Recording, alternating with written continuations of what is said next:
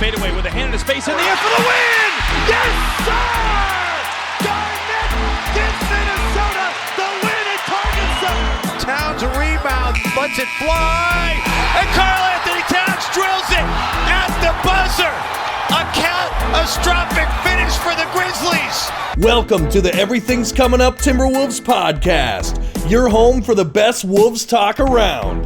Wiggins spots up there, deep threes, got it! He scores it at the buzzer to give the Timberwolves the victory! Welcome in to another Everything's Coming Up Timberwolves podcast where we talk about the best team in the NBA. Or is it the worst team? I can't remember. I think we'll figure it out throughout the rest of the podcast. But joining us tonight, as always, is Chris Emerson. Chris, how you doing? I'm cold, just like the Timberwolves jumpers. That's true. That's true. And also we have joining us Jared Good. Jared, how we doing? I'm inside, so that's a good plus to start. Other than that, been a frustrating week as a Wolves fan, but being inside when it's negative 20 for the next 3 days is kind of nice. So I got no complaints other than the Wolves. Yeah. Yeah, it is. It's rough. I mean, it's rough here in Minnesota. It's literally, I believe, the coldest night of the entire year tonight. It's literally, and literally, the Timberwolves are record-wise the worst team in the NBA. And this is when we went into a season with so much optimism and so much like, hey, this is going to be different. I mean, optimism for a Timberwolves team is basically, hey, we're going to be 500. which for the Lakers or Boston or one of those perennial winners would be like, oh, this is a down year. But so let's start positive, then we can go into the negative. The one big story that, of course, we have to talk about, Karl-Anthony Towns is back. Hallelujah. I mean, just honestly, just good for him after the bad year he's had. Just to get back on the court and look good is an absolute miracle. Now, he said he was a little winded the first night, and I think I saw a report that he was actually a little in the first half, he was a little out of it in the Charlotte game because he said that he was scared with the whole pandemic of the rates spiking in Charlotte. But let's start with you, Chris. What did you think of Karl-Anthony Towns' performance, him coming back in the two games?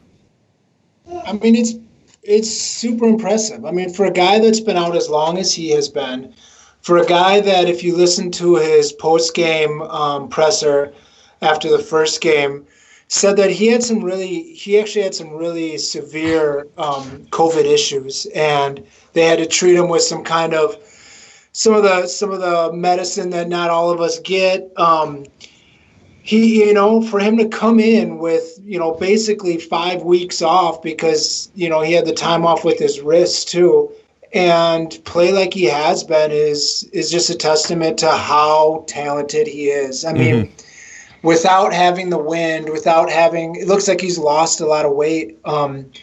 So he's definitely not in the athletic shape he wants to be in. He's a top 10 player. I mean, he's a difference maker all over the court, and he's the kind of guy that you forget how good he is. And I think a lot of the fans forgot how good he is when he was out because there was all these rumblings on, well, maybe we should trade Cat. Maybe he doesn't want to play. That's why he's sitting out. We should see what we can get for him and start over with draft picks. This guy is a future Hall of Famer, and he showed it these first two games back.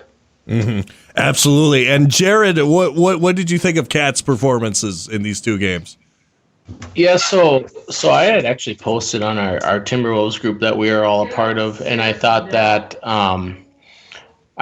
we were going to see around 22 minutes from Cat, and he actually played 30 minutes in the first game, and I think he played 31 in the second. So I was kind of surprised to see him play that many minutes, just coming back from something like COVID. And I know he publicly spoke about how difficult it's been for him and his family We obviously losing 7 family members to COVID is a real thing for him. And so when we were talking about Cat, I thought that he would almost like when he got COVID, I figured, man, he's got to just be paranoid as hell because of what is going on with his family members and how it's affected his people closest to him. I know that he came out and said that he highly encouraged people to wear masks and really take COVID seriously because he was absolutely super scared and almost kind of paranoid to a point, I think. And I think that's why it took him so long to come back, because his body and whatever DNA he has just didn't handle the disease very well. So he came out and publicly said he encourages people to wear masks, and COVID is no joke, which, I mean, I'm not going to turn this into a political debate, but I just want you guys to know that he was pretty adamant on people wearing masks and taking COVID seriously. So it's always good to hear that from somebody that we all respect and look up to as a basketball player in Minnesota. But other than that, it was really good to have him back. Like he played well. I mean, he played minutes. He played well. He was efficient. Like Chris said, he's a top 10 NBA player. And I think the biggest frustration for me in this week is we finally get Cat back, and we've been waiting weeks for him to come back. And now D'Lo's been out. It'll be 3 straight games because he didn't travel with the team. Right. So he won't be playing on Sunday. And I think that's just so frustrating as a Timberwolves fan. Like, what do we have to do to get to 100%? So that's my biggest takeaway from Cat coming back. Yeah, absolutely. Yeah. And you mentioned it. It was weird because D'Lo, he missed that one game and then he came back. So it's like, okay, D'Lo's back. He went in for 5 minutes or something, hit 2 threes, and we're thinking, oh, okay, D'Lo's back. And not only that, D'Lo's back and he's hitting shots. So we're thinking, oh, okay, so Cat's going to come back soon. We're going to put this all together. We're going to stem the tide.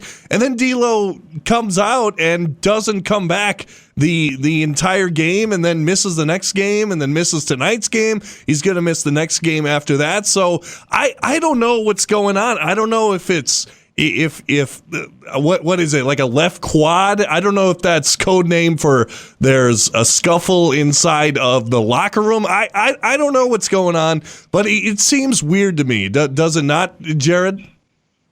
The timing of it seems like can we really be that unlucky to where we get 1 star back and then lose another one? The answer is yes. That is the most Timberwolves thing in Minnesota thing ever. That's like getting Randy Moss off the injury report and Chris Carter being out for the rest of the season. Like, that's just how Minnesota works. Like, it's so unfortunate, and that's why I bring it up, because this team at 100%, we don't know what they're going to be. We still don't. And we're, what now, 26, 27? 26. It's ridiculous. Yeah. So what's kind of weird about the D'Lo thing is there's a lot of kind of buzz around local media right now. Like, I've heard Barrero talk about it, and Britt and Dane, that D'Lo might not be so happy here right now. They're talking about that he doesn't like this. He might not like this style of offense. That's something that's kind of buzzing around. And people in the league are saying that he doesn't really like being here right now, which I don't know how true this is. I don't know what, but Cat has really petitioned to keep Ryan here. Like, Ryan Saunders is Cat's guy. They built the offense around Cat. So it's going to be interesting to see if that's true about D'Lo, who I still think would be a tradable piece. You could get decent assets back for him. It'll be interesting to see if it comes to something like that, if it is really him not being happy here. What's going to happen, because Cat might have to choose between the coach and the system he wants or the player that he wanted. I don't know. I mean, it all could just be talk, but it's definitely talk that I'm hearing.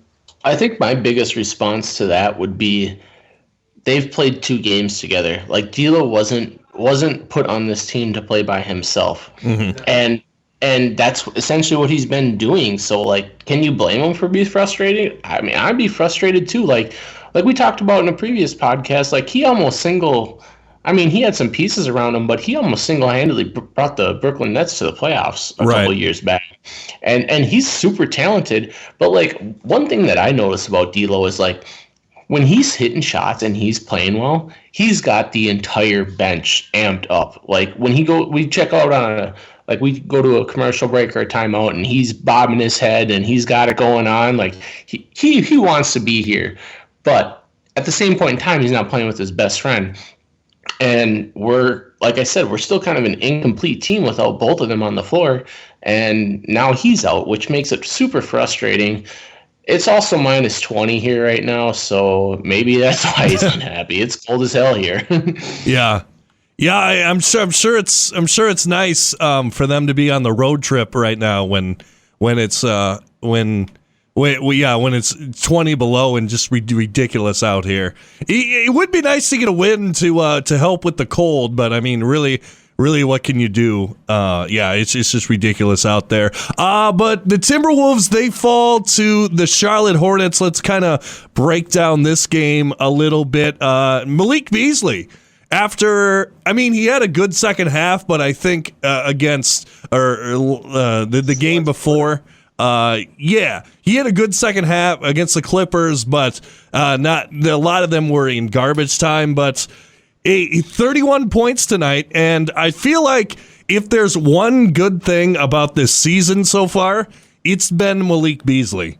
And maybe you can argue the flashes that we've seen from Anthony Edwards, but I feel like the one guy who actually looks like that he's living up to his contract right now is Malik Beasley. And maybe you can argue like Jared Vanderbilt or like a Naz Reid, who are on very small contracts. But of the big contract guys, like you can't say that D'Lo has been living up to his contract. He hasn't barely played, and he's had some bad games. You can't say that Rubio's lived up to his contract. I mean, that's for sure. But yeah, Malik Beasley, I think he's been playing really well lately. I mean, he hit 7 threes tonight. He's just been dynamite from the outside. He has been. What's crazy about Beasley is the first game when he played with Cat, you could tell that. Well, I mean, the whole team didn't really know how to play with Cat. Like, there was, like, Edwards, I think, took 3 shots in the whole second half. Beasley didn't get going until the fourth quarter, and he just started kind of pumping it. So it's going to take some time, and we're learning on the fly. What was interesting this game about Beasley is and this is kind of a kudos to Coach Saunders. And as much crap as we've been giving him, one thing that you got to remember about Saunders is, you can look at Ryan Saunders almost like a second-year player in the NBA right now. Like, he's a young player that has potential, and, he's not a complete package yet. He's learning, and he's going to be making mistakes and some dumb mistakes. And, it's just, are we willing to stick with him? But one thing he did this game was Malik Beasley played the first quarter and then into the second quarter completely without a rest, which I think was a way to get him going early without Cat, to try to get his shot going, to try to get him in a rhythm. And I thought that was a good idea. Hopefully we're going to have to keep kind of mixing something like that, because it definitely worked tonight. But yeah, Beasley was good tonight. Edwards looked good. He looked aggressive. It was kind of fun watching him and Ball go back and forth. You could definitely tell that there was a little bit of one-upsmanship going on there. Mm-hmm. J-Mac looked great. J-Mac was jumping a lot of passing lanes, got a bunch of steals. I would have liked to see him close the game, probably over Rubio would have been nice. I think the biggest problem tonight was Jalen Noel. It's weird to say he was a big problem, but he couldn't find a bucket, and he's been so hot, and we're so talent-starved without D'Lo that we can't have guys, throw in huge dud games. We expect it out of guys like Okogie. We expect bad scoring out of guys like Rubio. But if you're Noel, like, what else are you on the floor for if you're not hitting shots? So that definitely hurt. And the other thing that really hurt us is we were 8 of 14 from the free throw line. Yeah. And they were 19 of 19 or something like that. Like, that's in a close game, that's killer. But we played good basketball. We had 8 total turnovers, I think. They had 20. We forced 20 on them. Like, it was a weird game. Back and forth, pretty much close the whole time, and it just came down to, we couldn't stop their guard play. Yeah, absolutely. Yes. Yeah, I agree. And one second, Jared, but I think one thing that's becoming more apparent with Karl Anthony Towns back in is at least these games are fun and watchable. We went through a large stretch of games where it was over, and now granted a lot of these were against the Lakers or the Clippers or good teams. We went through a large stretch of games where every single game was over by halftime, and it was just like the second stringers in the second half. Now you can tell the difference. Now this isn't a knock on D'Lo, but the difference between a D'Lo led team and a Karl Anthony Towns led team. I feel like this team plays harder when Karl Anthony Towns is in the lineup, and Karl Anthony Towns is obviously a better passer, and I think that they know that Karl-Anthony Towns is more likely to look for them and wants to wants to find them on cuts and stuff like that.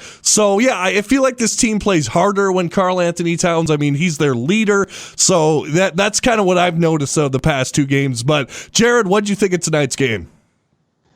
Yeah, so like Chris was saying, like when you kind of look at the box score, you kind of look and say, where did we lose this game? We won the turnover battle. We won the 3-point battle. We shot 9 more times than they did, and we missed 6 free throws. But like, I look at it and I look at the rebound category, and we're minus 12 in the rebound category, and that essentially we got killed. We got killed on the board tonight. Yeah. So I mean, like. But like, if you tell me that this team's going to shoot, near 40% from 3 and near 46% from the field, 72 games on a shortened season, I'll take that every night. Like, we played well tonight. It just wasn't 8 turnovers. Yeah, that's awesome. That's what you want to see. Like when you're looking at the box score and stuff, like, everything checks out for the Timberwolves side except for getting out rebounded. Yeah, out rebound and free throws too. That was kind of like it's whatever, but my biggest takeaway from this week, though, and I'll be a guy to eat my own words here because I was kind of critical of Edwards, but I thought Edwards has played absolutely great this week. And not only that, like this dude's buff. Like, this is a big dude. Like, if he starts finishing at the rim, this dude is a borderline all-star in my opinion. Like, he's that good. And when he starts finishing, yeah, because that's really his only downfall is he can get into the paint at will. It's just he hasn't been finishing at that great of a clip, and that'll come with time. Like, you got to remember, this guy's a rookie. He's going to be a good player. LaMelo obviously has taken the league by storm, in my opinion. He's actually moved into the starting lineup.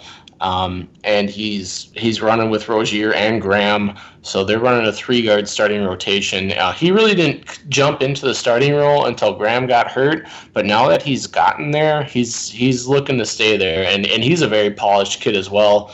One thing that surprises me about LaMelo is the dude rebounds at a pretty insane rate for a guard. And he's been a damn good player. I think there's no argument that these guys should have gone 1-2 in the draft. And I wouldn't say that we missed out on LaMelo because I don't think the fit was necessarily perfect here, being that we have D'Lo. But LaMelo's a good player, and I think Anthony Edwards is damn near just as good. But yeah, that was my biggest takeaway from this game. It was fun to watch the rookies, but I'm starting to grow a little bit more and more towards the Edwards train. I think he's a pretty damn good player, and I'll eat my own words for giving him some criticism in the past couple weeks. Well, criticism's okay. I mean, he definitely earned some criticism, but he's also young. One thing so remember last episode, we didn't really get into it too much, but we talked a little bit about Layman and how good he was playing. Right. One thing that's kind of bothered me in these last two games is right when Layman gets back and he starts really kind of getting his game back under his feet. He's hitting jumpers, he's blocking shots, he's showing his athleticism, he's all over the court. You know, he's what, 6'8"-ish, 6'7", 6'8"-ish, so he's got a good size, good body. All of a sudden, he doesn't play the last two games. And we're back to playing Okogie all these minutes.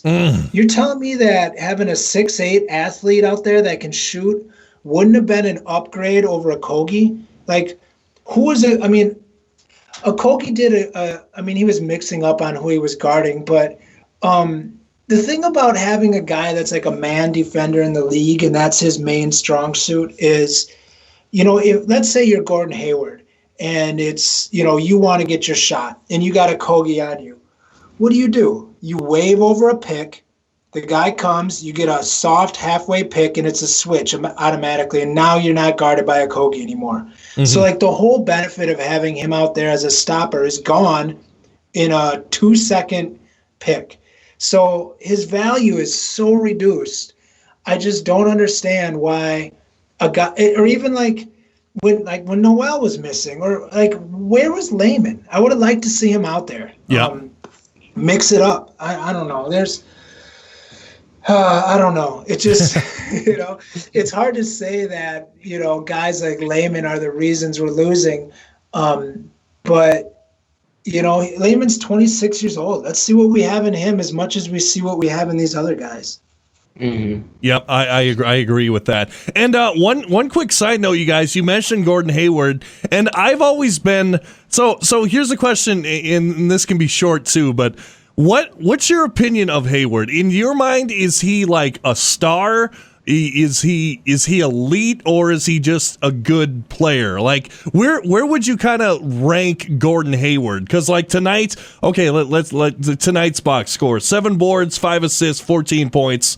I mean, he wasn't. That was a bad night for him. It was a bad night. He only shot 5 for 21 from the field. But in your mind, where would you rank like Gordon Hayward? Like a star, elite player? Where in your mind would you put him? Let's start with you, Chris.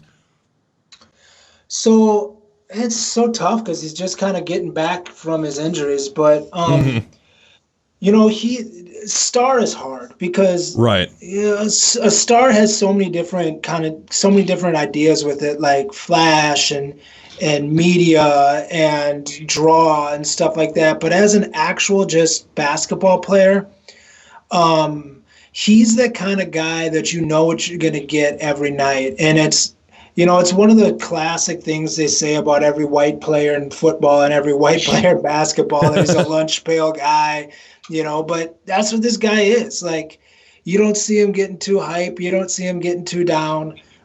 He hits the shots he's supposed to hit. He knows how to get to his spots. He's just a solid veteran player, which is exactly what you need on a team like this. And he's not only a veteran, but he's a veteran that can still play.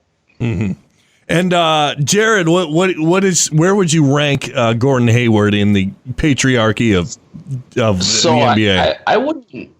I wouldn't claim him as a star, but I think, and this is going to be a bad analogy because I don't know that he makes the All-Star game even because the league is so deep, but I would say he's somewhere between an All-Star and a star. He's a little bit better than a low-tier All-Star, but he's not a star.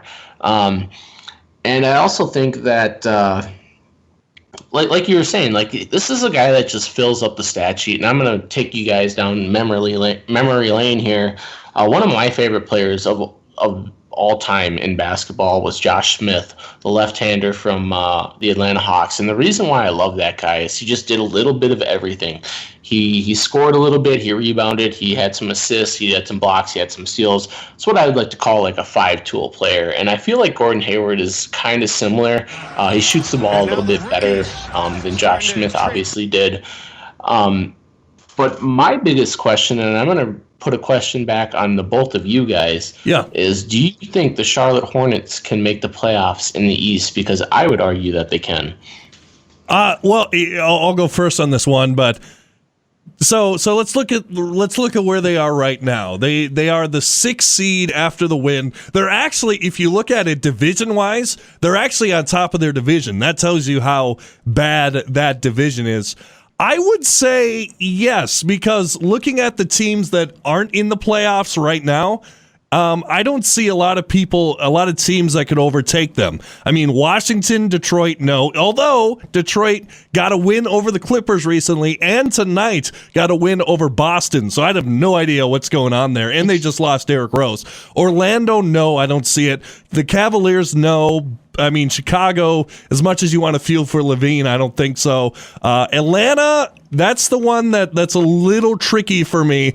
Miami, definitely, I think they're going to put it together and make it. So then you got the Knicks, Toronto, and Charlotte. And I could definitely see this team making it in as in a 6th seed, particularly if LaMelo keeps playing the way that he can. And, I mean, we saw Rozier tonight. I mean, he played out of his mind tonight. If he puts up those kind of performances, I think they're in good shape. But yeah, I think they can sneak in, particularly, and we got to remember that the playoffs this year, making the playoffs is the 10 seed. So you have a chance if you're 10. So I think, in my mind, I think the Knicks fall, even though they just got Derrick Rose. I think that Miami and Atlanta overtake the Charlotte Hornets, and I could see the Hornets sneaking in. Chris, what do you think?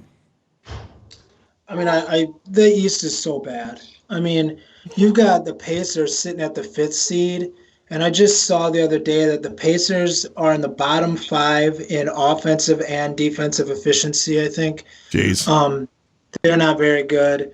The Pacers have gotten blown out multiple times in the past 2 weeks. They're not that good, and they're a 5th seed. It's Sabonis versus the world with that team. Yeah, and Sabonis operates from about 15 feet in. So, yeah, I mean, I would say, yeah, they're going to make the playoffs. I don't see why they wouldn't. Yeah, and here's what I'll say about the East. I think the East, and obviously the West is better, but I think the East is very top heavy right now because you got Sixers. I mean, Embiid's playing like an MVP this year. Milwaukee, we know Milwaukee. Brooklyn has probably I don't know how they're going to work together, but they probably have the most talent in the league with those 3 guys. I mean, it's hard to. I mean, when you have 3 top 10 players, it's tough to dispute that. And then Boston. Yeah, Boston, who is only 13-12 right now, but you got to imagine they're going to turn it around. But yeah, I would say they don't have the depth of the West when you got, Utah, Lakers, Clippers, Suns, Portland, San Antonio, Denver, the Warriors, who with Curry playing out of his mind right now, and then even some of these lower teams. Houston's pretty good. Dallas is good. The Dallas Mavericks are 11th. Yeah, exactly. Memphis, who are right now beating the Lakers. I mean, the Kings are having a decent year. When was the last time we said that? De'Aaron Fox and Buddy Hield kind of making it happen over there. And then you have the Thunder and Timberwolves. One thing I'll say about the Kings is they also struck gold in the draft with Tyrese Halliburton. Dude's a stud. Yep. Yeah, they did. They did draft well. Shout out to Oshkosh, Wisconsin. I got a good buddy of mine who's from Oshkosh, and his dad actually coached Halliburton. And my buddy played pickup games against him, from when Halliburton's been in junior high all the way on, and knows him pretty personally. So shout out to Oshkosh, Wisconsin, and Tyrese Halliburton. That's funny you mentioned Oshkosh, because I used to, for my job in radio, I used to have a job in Fond du Lac, and we would go watch. We would get free tickets at my job to the G League team for the Bucks in Oshkosh. the Herd, the Wisconsin Herd, and we'd go to Oshkosh and watch those games. So yeah, it's a good city. It's kind of a cool city. It's right on like the Lake Wobegon Lake, and it's kind of cool. But anyway, moving forward, Jared, anything you want to say about Oshkosh, Wisconsin, or not? My wife's from the far east corner. I don't know anything about Wisconsin. Okay. That's not in the east corner.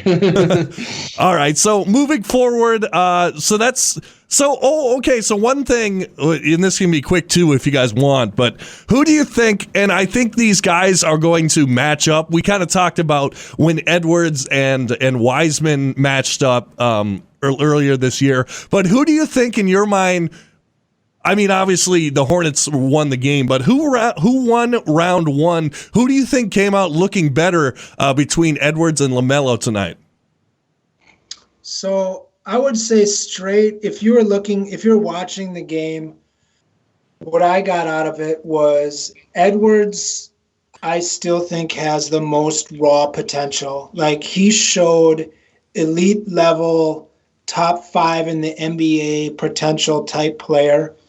And Ball showed just maybe top 10 in the NBA, like basketball IQ and awareness. Like, that guy is in the right place at the right time, is long. He knows how to use his body. He knows how to use other players.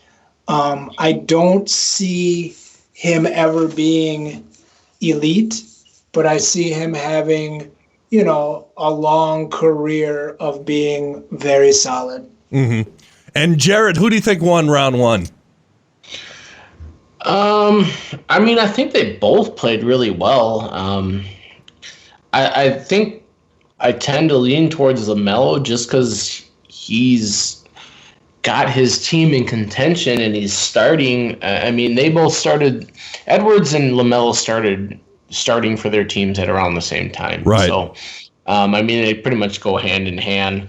LaMelo's been just pretty efficient. Like, he was 8 for 15 tonight, I mean, he had 3 steals, 20 points, 11 rebounds. Like I said, like, the dude rebounds at an insane rate for a guard. He's so scrappy. He just finds the ball around the hoop. He gets loose balls. Like, yeah, he makes plays. And then with Edwards, like, Edwards has made big strides for me, who pretty much watches the Wolves on a daily basis. And I was frustrated with Edwards and not being able to finish at the rim. But, like, in the past week or two, he's made huge strides in my mind. And this is kind of something we talked about, like, just mixing up lineups and putting him in the starting lineup opposed to coming off the bench where he's just going to chuck it.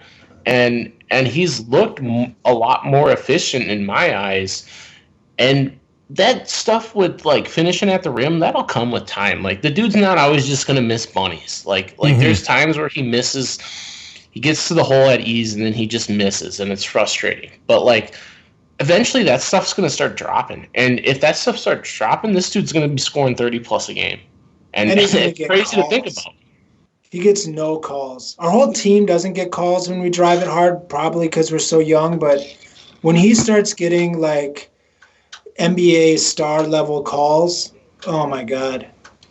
Yeah, I'm definitely excited for the future. Really, because we went into this draft and everyone was saying, "Oh, well, of course the Wolves get a draft in where there's not a consensus number 1 pick, or this is kind of a weak draft." But if we can watch this draft class, particularly these two, LaMelo and Edwards, and they both turn into, like you were saying, top 25, top 30 players. I mean, I think we might look back in it and like, what were we thinking? I mean, these are 2 canvas prospects. Wiseman, I'm not totally sure on yet. He's not really performing with the Golden State Warriors right now. But I think the biggest thing with Wiseman is like we talked about this in previous podcasts, is the dude just can't stay out of foul trouble, and his minutes aren't there. Like you guys know that I do my fantasy minute on here every week, but like a guy that doesn't get minutes has no real value to unlocking his potential. Like, you need to stay on the floor. You need to stay out of foul trouble. And that's the big thing with Wiseman is he's always in foul trouble. He doesn't play a ton of minutes. And I think the biggest thing when we talk about Wiseman is the evolution of Draymond Green at the 5 the past week. Ever since they had Wiseman go out, they had a bunch of injuries. But anyways, Draymond Green's been playing the 5 for him, and he's been unbelievable again. He's flirting with a triple-double almost every single night. Mm-hmm. And like when we talk about Wiseman, like you gotta stay on the floor. Like at all costs, you gotta figure out your foul problems, and you gotta stay on the floor. Mm-hmm. And I think that's the biggest knock on Wiseman. By the way, one thing I want to mention about this game, the Timberwolves and Gophers on the road this season, a combined 2-18. So we struggle. I mean, the Gophers, they're playing great at home and should make the tournament, but I mean, we can't win on the road. Yeah, I mean, that's not going to look forward to going to the tournament, not winning on the road. That's not a good thing. No, it's not. I'll say this about the Gophers. I actually watched an Ohio State game last week, and that team is damn good. Yeah, and we beat them. So that's a quality win that you can put on your resume. Yeah, I mean team. I think last time I looked, I think the Gophers had 6 seed, 9 in seed. The bracketology. Right now it's a 9 seed, but that was before the Purdue win. So we've beaten, and just quick tangent on Gophers, we have beaten Michigan, top in the Big Ten, Ohio State, 3rd in the Big Ten, Iowa, 5th in the Big Ten, and Purdue, 6th in the Big Ten. So, I mean, that's pretty. They're going to the tournament. Yeah, I think they will, but if you can't win on the road, you can't win on the road. Also, one last thing about the game, just kind of a side note, I forgot that Bismack Biyombo was still in the league. When I saw him out there, I was like, really? He's still here? Because he started like the first 20 games because Zeller was out. Also, Cody Zeller, like, I feel like people go to, other than like Terry Rozier and Hayward, I feel like people go to Charlotte and just get buried and people just forget about them. Like also Malik Monk too. Like when was the last time you heard anyone talk about Malik Monk? March Madness. I guess, yeah, exactly. Fantasy basketball player.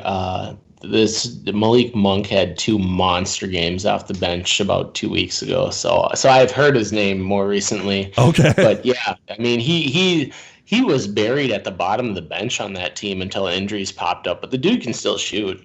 Yeah.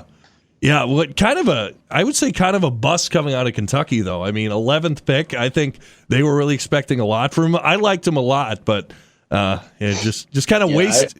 It's safe to say he's a bust, I think. Yeah, I think so.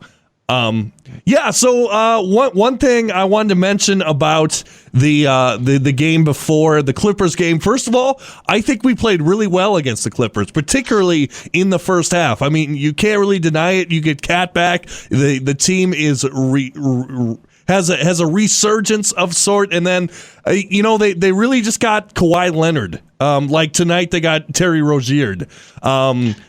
But one thing I want to mention, the negative from this game, though, is you let Josh Okogie shoot 14 times.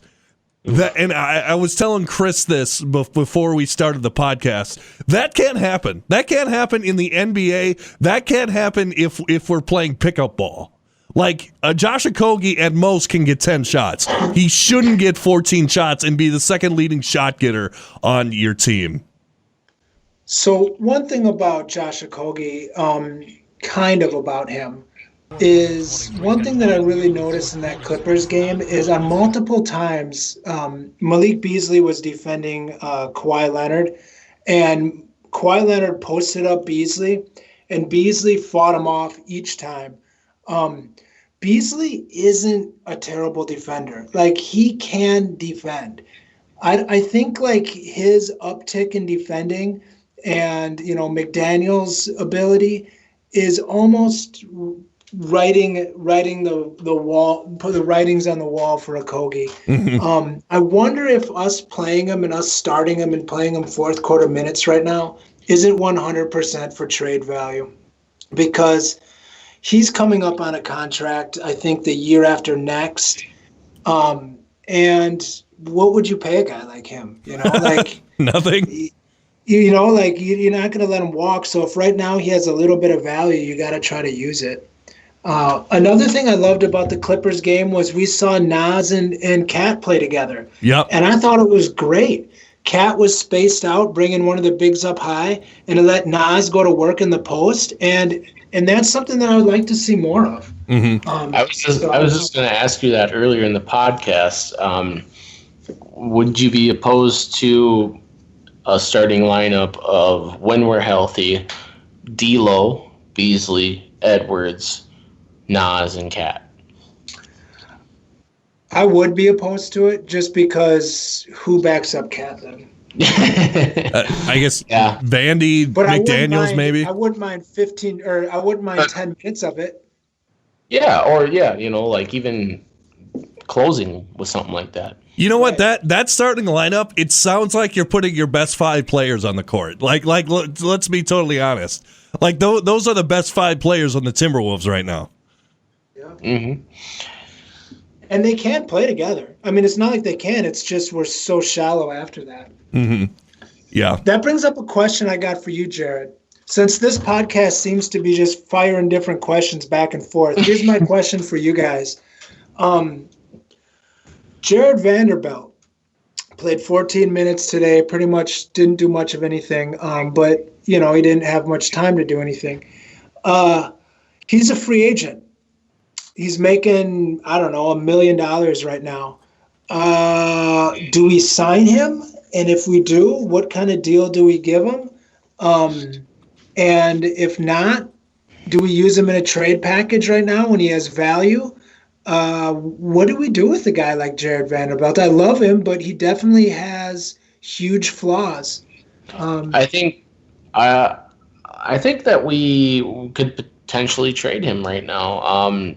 I don't think he's the second coming of anything. I like how hard he plays, and I think he's very athletic, but we have so many guys on our bench that don't play enough minutes and are super athletic. Like if you're going to make me pick between McDaniels and Vanderbilt, right now I'm picking McDaniels. So, yep. I mean, one of them's got to go. So I think it's a great question. I think you can absolutely tie him together. And when you talk about, like, trade packages, because I know you're great at this, Chris, but, like, when the salary is that low, that's just an added bonus, really. Like, you're not trying to make salary match with that extra $1 million.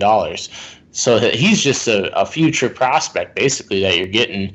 And teams, there's a lot of teams in the league that are struggling at power forward, and us included. But, like, I mean, he's absolutely got some value right now. I think he's at his peak. I don't think he can get a whole lot better. No, I don't think his shot is going to improve too much either. So, yeah, like you were kind of saying, I would be fine with getting rid of Vanderbilt and letting McDaniels kind of take his spot. As much as, like I've said in a past podcast, as much as like you would tell a kid like play like Vanderbilt, like he plays hard and he goes after everything. He's not indispensable, and in no way is he, I think, part of the long-term future of this team. So yeah, I would let him walk. And I did look; he is a restricted free agent, so the Wolves do have an opportunity to match the salary someone else would give him. But yeah, I mean, I would assume we'll get him for next. I mean, I would assume no one's going to offer him anything. We'll toss him like $3 million a year or something like that and keep him for a couple of years.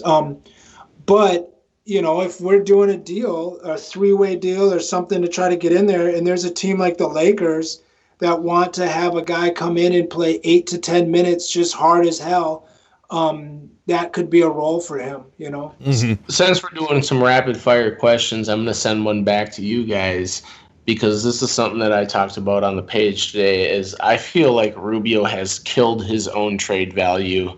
What is your guys' thoughts? I know we've talked about potentials with Orlando. Orlando is so banged up right now. Frank Mason started their last game for him, and he got hurt. Michael Carter-Williams got pulled off the injury report earlier to start tonight. They're banged up.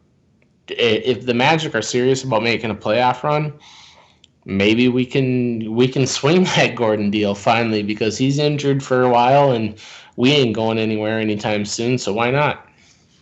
Yeah, I mean, I would right now. Yeah, absolutely. I mean, if you're talking getting rid of Rubio for Aaron Gordon, who's hurt right now, absolutely, I make that deal. That makes that absolutely makes sense. And in that way, you get Aaron Gordon, then you can have Nas come off the bench with your second and with your second string, and have Nas back up Karl Anthony Towns. So, I mean, just at face value, absolutely, I'm making that deal. And Rubio, I mean, it's tough with Rubio because, like we said, he had breakout performances the last 2 years. Like, particularly, I don't know where Bubble Rubio has gone, but Bubble Rubio was absolutely amazing for this team. But it's clear that doesn't have. I think he needs a team with a bunch of shooters, and we are not that team. So I'll concede to Chris, but absolutely, I'm making that deal. So as a fan, for sure, I'm making that deal. You know how much I love Aaron Gordon on this team, but. And even though I like Rubio. So as a fantasy guy, I'm in a 12 category league, which is, if you put field goal percentage, 3-pointers made, points, rebounds, assists, steals, blocks, and assists to turnovers I have in ours. If you put that in there, over the last week, he's a 62nd best player. Rubio over the last week is averaging 9 assists a game, 2.5 steals, 3-1 assists to turnovers. Like, that's like 9 assists a game is top 5 in the NBA on a team that is the Minnesota Timberwolves. You put him on a real team that can make shots, that's scary. He's turning the corner, I would almost say. He had 9 assists again tonight. The thing that's slowing him down is his jumper, which is always what the thing about his jumper is, it's always bad. So like, it's not like it's a huge surprise that it's slowing him down, but he's frightened to take it. Like in the fourth quarter tonight, he had a layup, an easy layup, wide open layup, and he passed it up because he's got that Okogie frightenedness kind of thing going. That's what's killing him right now. If he could pump his points from like 6, I think he's averaging about 6 points a game over the last week and 4 rebounds. So yeah, 6 points, 4 rebounds, 8 assists, 2.5 steals. That's not terrible. I mean, it's not great, but it's as a solid vet. But if you could get that 6 points to maybe 10 points, like then that's, a real solid veteran, make the right plays kind of guy. What's bothering me about Rubio is, or what I like about him, I guess, is he seems to have his flair back right now. Like, not like his flair where he's making the no-look passes, although he had a couple of those in the Clippers game, but he's competing hard again. But like you said, I would make that trade in a heartbeat. And I said the same thing. I said, if there's one team that needs a point guard right now, and one even for next year, it would be Orlando. When Fultz comes back, and they're, like we said in other podcasts, they're a team that's taken a risk on high draft picks that have fallen apart. When they did that with Fultz, toss them Culver. You give me Rubio and Culver to them, and you take back Gordon and just some low-level contract to make it work. We save a little bit of money because we're tight on cap space right now. And, I would love that deal. Yeah. Yeah, I think absolutely you do that. You absolutely do that. Why don't we kind of go forward to, I think it's about time for the fantasy outlook. Jared, what you got for us this week? Yeah, so I don't remember if I mentioned him in the last podcast or not, but one of my top ads this week is Frank Kaminsky. Frank Kaminsky is actually starting for the Suns for the next however long Dario Saric is out for, and he's been playing really, really good too. I added him this last week. He's been playing really, really great, and he's been getting the minutes. I think he's probably my top ad of the week. I kind of want to backtrack to last week where I mentioned Hassan Whiteside. I happened to look at a box score the next day, and he had 11, 11, and 1 in about 20 minutes. So, I mean, you're adding a double-double guy off the bench, and we talked about him with trade value, and the trade value is still probably there for him. So if Hassan Whiteside's in your league, I think you still are adding him if you can. Depending on how deep your league is, he might be there, he might not be there. Other guys that I like, I mean, Michael Carter-Williams, if you're looking for a short-term fix. Cole Anthony's been out, Fournier's been out, Fultz is still out. That team is just depleted at the point guard position. I know Michael Carter-Williams is playing right now. Midway through the third quarter, he's got 17 points, four rebounds, and 5 assists. That's what I mean. That's exactly what I'm talking about. Like, when you get guys that are on the injury report that get different usage rates and different roles and more minutes, those are the kind of guys that I'm talking about. One guy that I absolutely hated at the beginning of the season had a monster game tonight. He's a rookie. His last name is Bey from Detroit. Sadiq Bey. Yeah. Sadiq Bey. Yeah, he had like 32 and 11 tonight off the bench. Dude can shoot threes. Last time I looked at their box score, he was 6 for 6 from 3. So in a category league, a guy like Sadiq Bey could possibly be in an ad territory right now, depending on what. And you got to look at Detroit, and this is what I stress so much about injuries and how usage rates change. So Mason Plumlee's been out for the past 2 games. So you can look at a guy like Ian Stewart has been getting starter center minutes. He's probably available in 100% of the leagues right now. Even if it's short term, even if you own him for a week, that can give you a boost. Just getting starter minutes from certain players. But a guy like Sadiq Bey has also seen longer run because they're depleted. I think Griffin didn't play he played tonight, but the night before, I don't think he played either. So it's like you get longer runs from players at certain positions. I can't stress enough how important injury news is in fantasy, especially basketball, because it pops up frequently. Mm-hmm. Particularly in a COVID year, yeah.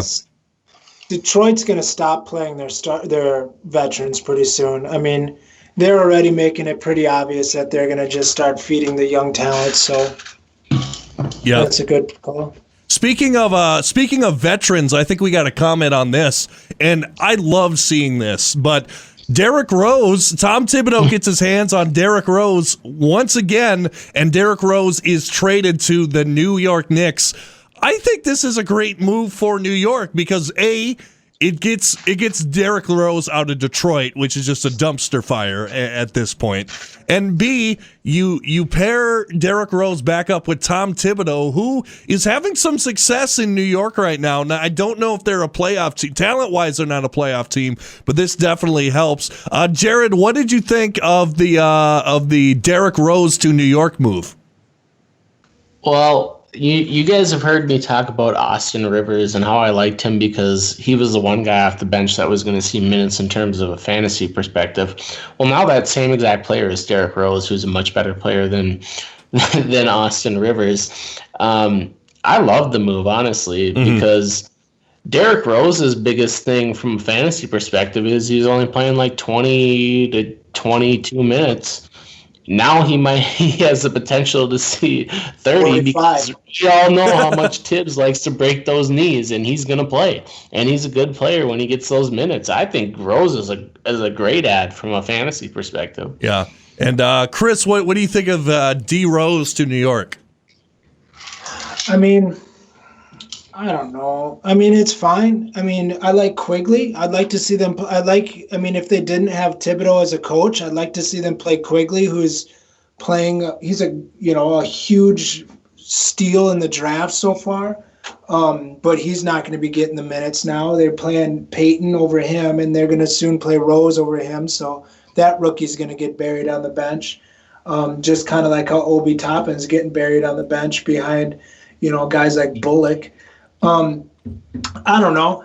It's fine. I love Derrick Rose. I mean, there's nobody in the world that's got a faster first step than him after having, every knee surgery known to man. So good for Rose. I hope he's happy there. That's all I want. I want him to have a happy end of his career. I got nothing bad to say about the player. Yeah.